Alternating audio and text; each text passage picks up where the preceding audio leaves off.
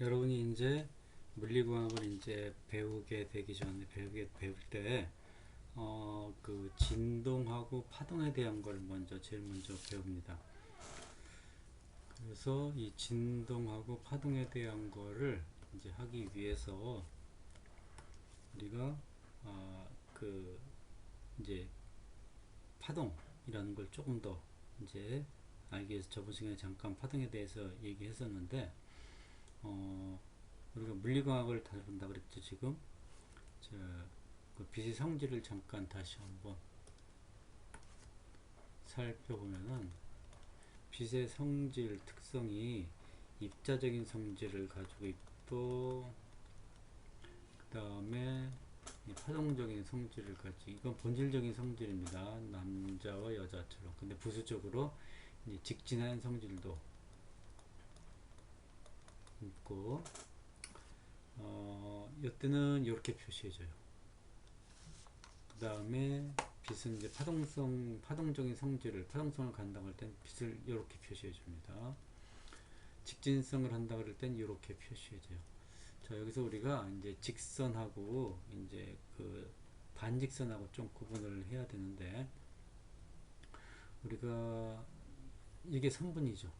선분은 양쪽으로 나가지 않고 여기서 끝나는 거. 그 다음에 이렇게 해서 한쪽으로만 나가는 거. 여기 이제 반직선이고, 그 다음에 양쪽으로 나가는 거. 이게 이제 직선이 될 거예요. 영어로 말하면 이걸 엘리먼트라고 그래요. 엘리먼트 라인 이렇게 이제 얘기합니다. 우리말로는 선분이라고 그러죠. 선분. 그 다음에 요거는 영어로 레이라고 그래요. 레이. 요거는 반직선이에요. 반직선. 양쪽으로 나가지 않고 한쪽으로만 나가요. 이게. 그 다음에 양쪽으로 쭉쭉 뻗어나가요. 그래서 스트레이트 라인이라고 그래요.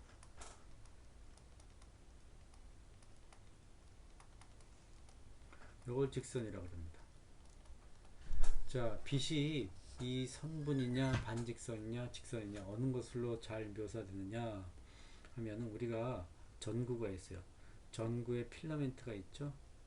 필라멘트에서 빛이 나가요. 여기서 이렇게 나가고 이쪽으로 나가죠. 이렇게 사방팔방으로 나가요. 주의할 거는 여기서 우리가 이쪽으로 해서 이렇게 나가는, 빛이 이렇게 나가는 건 아니라는 뜻이에요. 빛은 어느 한 곳에서 출발해서 나가는 겁니다. 여기서 나가서 이렇게. 그래서 직선이 아니라 요거는 출발점이 있어요. 항상 여기서부터 이렇게. 그래서 요거는 빛은 직선이 아니라 출발점이 있기 때문에, 여기를 중심으로 출발한다고 해서 반직선으로 표시하는 게 맞아요. 빛은. 그래서 우리가 영어를 쓸 때도 광선이다 이렇게 할 때도 광선이라고 그러잖아요. 그래서 이때는 우리가 광자라고 이름을 표시한다 그랬죠. 이거는 광파라고 얘기한다 그랬고, 이거는 광선이라고 얘기한다 그랬잖아요. 이때 이 선자가 영어로 이 레이예요. 레이. 그래서 주의해야 됩니다. 라이트 파티클,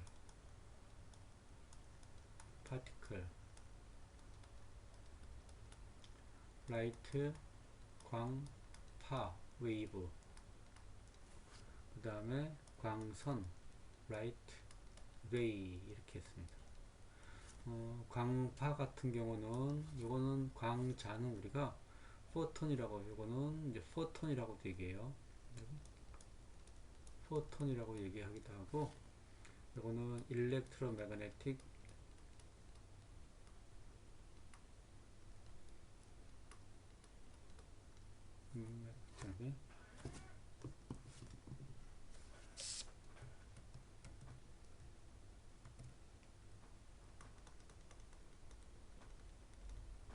웨이브다 이렇게 이제 얘기하기도 합니다. 그 다음에 이렇게. 자, 우리가 다루는 거는, 우리가 이제 안경광학에서 다루는 거는 이렇게 되어 있는데, 안경광학에서는 이거는 안 다뤄요. 빛의 입자적인 성질은 이제 파동적인 성질하고 직진 성질을 다루는데, 이 파동첨으로 다룰 때 이 분야를 우리가 물리광학이라고 얘기한다고 그랬습니다. 빛을 광선이라고 이렇게 생각하고서 취급해요. 이걸 기하광학이라고 그랬어요.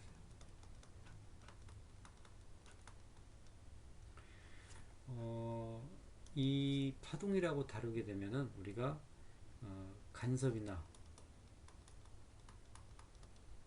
회절이나 편광 이런 것들을 쉽게 설명할 수가 있어요. 그 다음에 광선이라고 다루면은 우리가 반사나 굴절 현상을 쉽게 설명할 수가 있어요. 하지만은 이 간섭, 회절, 편광을 빛을 직진하는 성질을 갖고서는 설명이 안 됩니다. 할 수가 없어요. 하지만 반사나 굴절은 이 파동의 성질을 가지고도 설명이 가능해요. 물리광학을 이용해서 반사, 설명 이렇게 가능하지만은 기하광학 과정에서는 요거 두 개는 되는데 이렇게는 안 돼요. 굉장히 복잡해요. 이렇게 이걸로 물리광학을 써서 빛을 파동이라고 생각해서 반사, 굴절을 설명하려면 굉장히 복잡해요. 근데 이제 기하광학이라는 거, 이 반직선이라고 생각해서 우리가 하면은 아주 쉽게 설명할 수가 있어요. 이 물리광학을 하면은 우리가 왜 하냐면은 이런 것들을 하면은 시력의 한계나 기능성 렌즈, 기능성을 갖다가 렌즈의 기능성을 높여줄 수가 있고, 그 다음에 시력을 갖다가 우리가 측정하는 원리를 알 수가 있어요. 이 반사 굴절은 뭐냐, 렌즈를 설계하는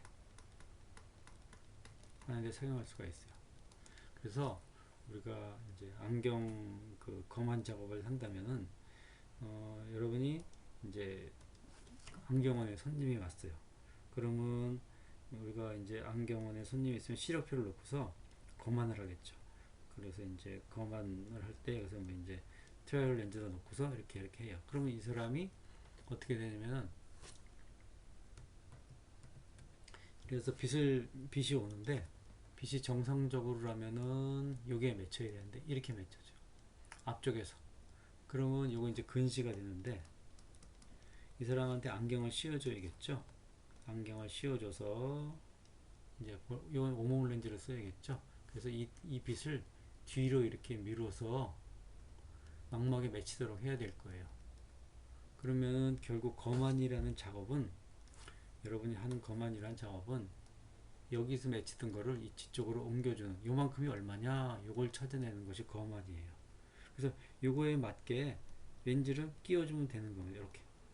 이게 바로 검안이라는 작업이고, 요거를 이해하는 원리가 바로 이거예요. 기하광학을 이용해서 얼만큼 필요로 하는 그 디옵터가 나오느냐, 그거에 맞게 렌즈를 설계해주고 그런 작업을 하는 거를 우리가 기하광학에서 다 하게 돼요.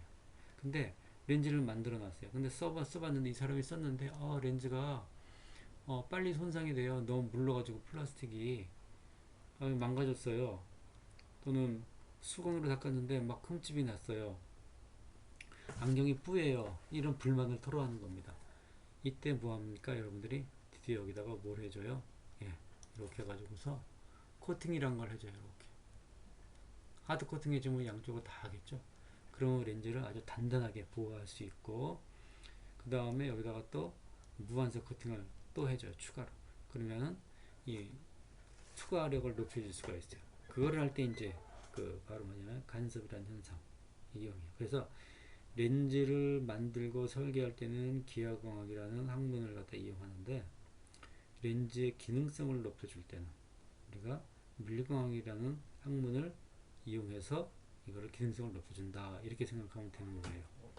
그러니까 여러분은 뭐냐면은 그 이렇게 파동성하고 이제 직진성에 대해서 어떻게 이제 구분이 되고, 어떻게 이름이 불리고, 어떻게 그리 이제 표기가 되고, 영어로 어떻게 되고, 학문 분야는 뭐로 분리되고, 어떤 현상을 다루고, 그 다음에 어떤 이제 렌즈하고 검안 관련될 때 어떤 데 적용이 되는지, 이걸 갖다 이제 여러분이 이해하면 되는 겁니다. 시험에 날 때 이렇게 하겠죠. 다음 중 그 광파 이제 파동성과 관련된 것으로서 올바르게 설명한 거는 올바르게 된 거는 뭐 물리광학, 간섭, 회절, 편광, 기능성, 시력, 한계 이런 거 나오면은 이제 맞는 건데 광파에다가 뭐 반사, 굴절, 렌즈 설계, 기하광 이런 용어가 들어가면 이제 틀린다는 거죠. 파동성 이거는 광선, 직진성을 이용하는 거고. 자 이렇게 해가지고서 잠깐 분리를 받고 그 다음에 이제 우리가 이제 그 여기서 다른 거 이제 물리광학을 이제 다루게 되니까 요거에 대해서 이제 들어가 또 깊이 들어가고 하죠. 자 물리광학에서는 전개를 어떻게 되냐. 물리광학 이거 뭐야? 빛은 이제부터 파동이다 이렇게 생각하는 겁니다. 물리광학은 빛을 파동이라고 생각한다는 겁니다. 그러고 나서 이제 어떤 현상을 다루냐? 간섭이라는 현상을 다룰 거예요. 왜? 코팅을 이해해서 기능성 렌즈를 만드는 걸 여러분이 알아야 되니까. 회절을 배워요. 회절을 배워야지 우리가 그 시력의 한계를 이해하고 분해능 같은 걸 이해할 수가 있게 됩니다. 그 다음에 편광이라는 현상을 이해해야 돼요. 그래야지 편광 렌즈를 여러분이 원리를 알아서 나중에 여러분이 이제 안경사가 됐을 때 그 편광 렌즈를 원리를 설명해주고 함으로써 예를 들어서 부가가치를 높일. 그래서 똑같은 예를 들어서 5만원짜리다. 그러면 여러분이 편광 렌즈를 사용해서 설명해주고 그래서 7만원을 더 받을 수 있고 편광 렌즈를 판매를 해서 8만원을 받을 수도 있고 이렇게 여러분이 원리라든가 또는 설명할 수가 있고 하면은 부가가치를 여러분 더 높일 수가 있어요. 그래서 하나의 지식이라도 여러분이 더 배워나가야지 이것이 곧 그 여러분의 지식이 아니라 살아있는 이제 그 지식이 될 수가 있어요. 자 이런 거 하려다 보니까 산란도 이제 뒤에 나중에 할 건데 잠깐 할 건데 이걸 하려면은 우리가 뭐를 알아야 되냐면 이 파동이라는 걸 이해해야 돼요. 파동. 빛은 파동이니까 파동을 이해해야 돼요. 근데 파동을 이해하려면 진동을 이해해야 돼요. 진동이 문제. 그래서 여러분이 어떻게 되냐면 이 물리광학이라는 그 학문의 구성이 간섭, 회절, 편광 등을 갖다가 이제 다루는 학문이지만은 이걸 하기 위해서는 먼저 빛은 파동이라고 할 때 이 파동이라는 현상을 먼저 이해하고 그 다음에 진동이라는 현상을 그 다음에 이제 이해해야 된다 이겁니다. 그래서 먼저 이제 진동을 갖다 여러분이 이제 이해하고 그 다음에 이제 파동이라는 걸 갖다가 이제 잠깐 이제 살펴보고서 이렇게 파동 분류 이걸 갖다 이제 여러분이 이해를 하게 될 겁니다. 어렵지 않으니까 쉬워요. 금방금방 한 번만 들으면 저절로 기억됩니다. 자 그래서 이제부터 한번 해보도록 하겠어요. 그래서 우선 이제 이번 시간에는 이제 진동에 대한 거 간단하게 한번 얘기해 보도록 하겠습니다. 요거 요게 진동이에요. 진동. 요걸로 말로 표현해 볼까요? 왔다리 갔다리 하는 거. 왔다 갔다 하는 게 진동이에요. 근데 왔다 갔다 하는데 그냥 그래서 왔다 갔다 이렇게 왔다 갔다 하는 게 아니죠. 어느 한 점을 요쯤 될 거예요. 여기를 중심으로 해서 왔다 갔다 하는 거예요. 그래서 오르락 내리렀다 올라갔다 내렸다. 그래서 손가락 끝을 보면은 거기가 중심이 돼요. 거기를 중심으로 해서 뭐냐면은 얘가 왔다 갔다 한다는 겁니다. 그러니까 진동이라는 건 뭐냐면은 하나의 점을 중심으로 해서 왔다리 갔다리 하는 거. 근데 왔다리 갔다리 하면 좀 그렇죠? 이걸 멋있는 말로 뭐 왔다리 갔다리가 아니라 반복 운동. 한 점을 중심으로 한 반복 운동. 요걸 갖다 우리가 이제 뭐라고 얘기하면 시간이 똑같게 유지가 돼요. 왔다 갔다 하는 게 1초면 1초, 뭐 5초면 5초, 10초면 10초 이런 식으로 항상 일정하게 일정한 상태에서 이 시간이 유지된 상태에서 왔다리 갔다리 한다는 겁니다. 이걸 갖다가 말로 쓰려다 보니까 어떻게 되냐면 하나의 점 들어갔죠, 반복 운동 들어갔죠, 그 다음에 일정한 시간을 가지고 하는 거예요. 일정한 시간 간격을. 그 주기적이란 말이에요.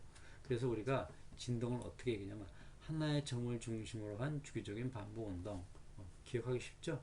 그래서 진동이라는 거는 하나의 점, 한 점, 한 점을 한 점을 중심으로 한 주기적인 반복 운동. 근데 한 점이라 그러는데 원래 여기 이제 점 하나 여기 저거 보면 이렇게 돼 있죠? 이렇게 이제 추가 이렇게 있으면은 요 하나 점인데 요 점에서 올라갔다 내려갔다 하는 거예요. 오르락 내리락 오르락 내리락. 요거는 공중에 있는 가상적인 점이 되겠죠. 이 그 추의 이제 무게중심점 될 텐데 가상적인 점이 있으면은 거기를 오르락. 근데 요 점이라고 얘기하는 것보다 이제 그 물리학에서는 이걸 평형 위치라고 해요. 평형 위치. 평형 위치. 회전도 하지 않고 그 다음에 움직이지도 않는 그런 뜻이에요. 평형 위치. 정지 뭐 그런 식으로 생각하면 돼요. 정지보다 조금 더 포괄적인 의미가 되는데 평형 위치라고 해요. 그래서 한 점 또는 한 평형 위치를 중성 회전도 하지 않고 그 다음에 그 움직이지도 않는 그러한 정지 상태에 있는 점 여기를 중심에서 왔다 갔다 하고 있죠. 그래서 한 점 또는 평형 위치 평형 위치라고 해요. 를 중심으로 한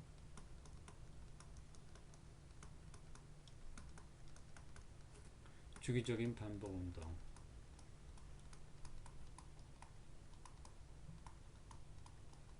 이걸 갖다 우리가 뭐냐고 그러면 그 이제 저기 진동이라고 그래요.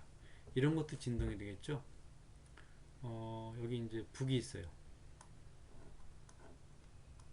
북을 갖다가 쾅 때려줍니다. 그러면 요게 북의 표면 있죠. 요것이 옆에서 단면으로 이렇게 돼 있죠. 쾅 때려. 그럼 이렇게 갔다, 이렇게 갔다. 막 울릴 거 아니야. 여기가 평형 위치예요. 평형 위치를 중심으로 해서 왔다리 갔다리 주기적인 반복을 왔다 갔다 이렇게 왔다 갔다 하죠. 이것도 진동이 돼요. 추를 매달아놔요. 딱 놓으면 왔다 갔다 하죠.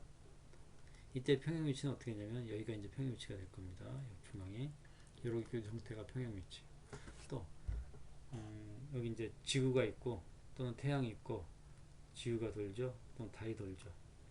달도 이렇게 원운동을 하고 있죠. 이렇게. 이것도 보면 뭐냐면 하나의 정심을 정을 지구를 중심으로 해서 반복 운동을 하는 거나 마찬가지. 그래서 원운동도 진동 운동의 한 예가 됩니다. 그 다음에 또 여러분이 이제 여기 이제 그 호수가 있어요. 호수에서 배를 띄워놨어요. 이렇게 장난감 배를. 여러분 여기서 출렁출렁 해봐요. 그러면 여기서 출렁출렁 이렇게 움직이죠. 그럼 어떻게 됩니까? 이 배가 어떻게 되냐면은 오르락 내리락 해요. 출렁출렁 하면서 얘가 이쪽으로 이동하거나 뭐 그러진 않고 여기를 중심으로 해서 계속 오르락 내리락 오르락 내리락. 이것도 이제 진동이 돼요. 그래서 배도 진동 운동을 이제 하는 겁니다. 이렇게 여러 가지 진동 운동이 있어요. 또 이같이 이제 용수철을 매달아 놓고서 이것도 이제 진동 운동이 될 것이고 또 이렇게 해서 매달아 놔서 잡아당겨. 그럼 얘가 왔다리 갔다리 할 거죠. 얘도 진동 운동. 또 뭡니까? 이렇게 지구예요. 지구가 있고 자 지진이 일어났어요. 땅이 있는데 어떻게 돼가지고 땅이 어긋난다든지 하면은 우르릉 쿵쿵 울리죠. 여기서 뭐냐면 땅의 진동. 이것이 뭐냐면 다 진동이에요. 즉 한 점을 중심으로 한 주기적인 반복 운동. 이거를 진동이라고 한다. 이 진동은 원래는 이게 계속 무한히 이렇게 돼요. 근데 무한히 진동을 하는데 실제로 공기 중에 넣으면 이놈이 점점 줄어들어서 서버려요. 그럼 왜 그러냐면 공기하고 마찰로 해서 자기가 갖고 때 에너지를 잃어버려요. 그래서 정지해 버립니다. 그래서 마찰 등 요인으로 해서 에너지가 소모되면서 점점 약해지게 됩니다. 근데 이러한 그 마찰 등이 없으면 영원히 진동을 해요. 그래서 이렇게 이제 마찰 때문에 진동이 이제 쓰는데 이걸 유지시키려면 계속해서 에너지를 공급해주면 계속 진동을 할 수가 있다. 겁니다. 진동의 예, 피스톤 운동. 자동차 보면은 자동차 피스톤 운동, 기타줄 운동, 무게가 같은 진동망 운동, 고체의 원자 운동, TV나 라디오, 송신 안테나들의 이제 전자들이 있는데 이것도 다 진동 운동. 안테나가 이렇게 있으면은 이 안테나가 어떻게 되냐면은 플러스 마이너스를 바꿔줘요.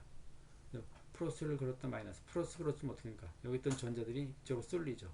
마이너스를 걸어줘. 그럼 전자들이 밀리죠. 그래서 전자들이 이 안테나를 갖다 중심 여기서 왔다 갔다 왔다 갔다 하는 겁니다. 이렇게 플러스 마이너스 계속 바꿔줘. 그럼 어떻게 되냐면 이 왔다 갔다 하던 진동이 퍼져나가게 될 겁니다. 이렇게. 그 다음에 우리 고막, 성대, 우리 목 있죠? 목. 여러분의 이제 목이 있으면은 이 목에 이제 성대가 있는데 이 성대가 떨리면서 여러분이 소리를 내죠. 이렇게. 입으로 이렇게 소리를 갖다 이렇게 내고 있습니다. 소리를 내고 있어요. 이게 뭐냐면 이 성대의 울림, 성대가 굉장히 정교하게 움직여서 다양한 소리를 냅니다. 그래서 이렇게 이것도 이제 성대 진동, 이런 것들이 모두 다 어떻게 되면 이제 진동이에요. 자, 이 진동을 수식으로 이제 표시하자는 겁니다.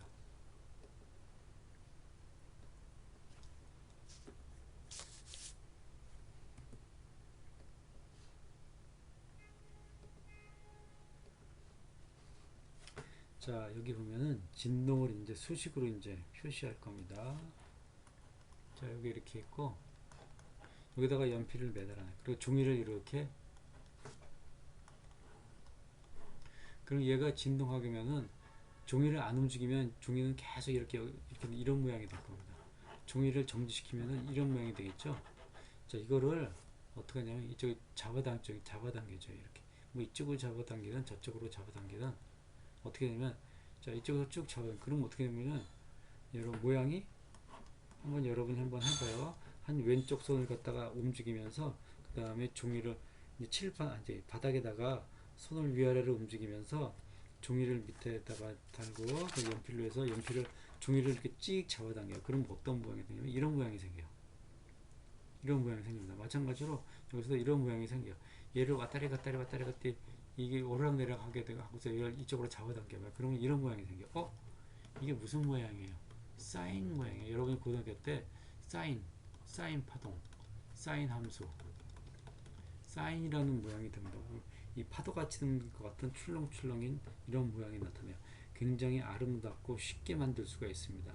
연필을 이렇게 여러분이 손가락을 이렇게 잡고서 손가락을 여기다 대고서 연필을 대고서 종이를 대고서, 자, 여러분이 뭐 동생한테 한번 시켜봐요. 동생대로 여기로 계속 왔다 갔다 하게 하고 여러분이 이걸 갖다 잡아당겨봐요. 그러면 쭉 잡아당기면은 그 모양이 어떻게 되냐면 잡아당길 때 이렇게 모양이 나타나요. 가만히 보서 이쁜 모양이 생깁니다. 이렇게. 이게 바로 사인 모양이에요. 그래서 우리가 어떻게 되냐면은 이쪽을 이제 y축이라고 그러고 이쪽 x축이라고 그래요. 그러면은 진동을 수식으로 표시하면 어떻게 되냐면 y는 equal sin x가 되어버리는 거예요. 이게 진동을 수식으로 표시하면 이렇게 돼요. 근데 여러분이 이걸 왔다 갔다 하는 걸 이렇게 폭을 크게 할 수도 있어요. 그러면은 어떻게 하면 이게 크게 이렇게 출렁출렁 그래요. 이 폭이 어떻게 되냐면 크잖아요. 그거는 어디에 들어가냐면 이 사인 앞에 들어가는 효과가 나타나요. 그 다음에 또 뭐냐면은 여기다가 여러분이 이건 t가 아니라 지금 이제 이걸 바꿔줘야 되겠네요. 참, 요거는 시간에 따라 움직이니까 시간에 대한 걸로 시간의 함수로 바꿔야 되니까 시간을 써야 돼요. 그리고 여러분이 어떻게 하냐면 얘를 얘를 빠르게 할 수도 있고 느리게 할 수도 있고, 빨리 하면 어떻게 되냐면 얘가 생길 때 굉장히 촘촘해져요. 이렇게 천천히 하면 뜨문뜨문해져요. 이렇게 뜨문뜨문해지고 촘촘해지는 거는 여기 앞에 들어가요. 그래서 t 앞에 들어가는데 이걸 오메가 이렇게 써줘요. 그래서 이게 바로 뭐냐면 진동을 수식으로 표시하면 이렇게 됩니다. 그래서 오늘 진동을 갖다가 수식으로 표시할 수가 있게 돼요. 어떻게? 진동. 요거 그림 생각해봐요. y니까 사인 모양으로 주어졌지? 사인인데 시간에 따라서 변하니까 이게, 왜냐면 얘가 시간에 따라서 막 진동하는 거잖아요. 시간에 따라서 변하면서. 근데 얘를 갖다가 폭을 갖다 내가 이렇게 움직일 수도 있고 연필을 여기서 이렇게 흔들 수, 여기 이렇게 종이가 있으면 이만큼 흔들 수 있고 이만큼 흔들 수 있어. 이만큼 흔들면 이런 파동이 생기고 이만큼 흔들면 이런 파동이 생겨요. 그러면 이 폭은 뭘로 결정되느냐? 그 폭이 바로 앞에 이렇게 상수로 붙고 그 다음에 얘를 천천히 움직여요. 그러면 천천히 움직이면 그러니까 이런 파동이 생기죠. 빨리 움직여요. 그리고 조밀한 파동이 생겨요. 이건 누가 결정해 주냐? T 앞에 오메가라는 걸로 이렇게 써가지고서 오메가라고 하는 거예요. 이렇게 해서 이런 결정해 줘. 이거는 뭐냐면 폭을 결정해 주고 얘는 이거 조밀함, 뜨문뜨문 이걸 갖다가 이걸 간격을 갖다가 이렇게 조정해 줘요. 이걸 우리가 진폭이라고 이루는 거죠. 진폭. 이거를 우리가 진동수라고 얘기해요. 근데 하나 더 붙여서 각진동수라고 이름 붙입니다. 자, 그래서 우리가 이 사인 함수를 표시된다는 거 여기까지 이제 하고 다음 주에 계속해서 이제 진동에 대해서 더 나갈 겁니다. 그래서 이어서 하겠습니다. 또.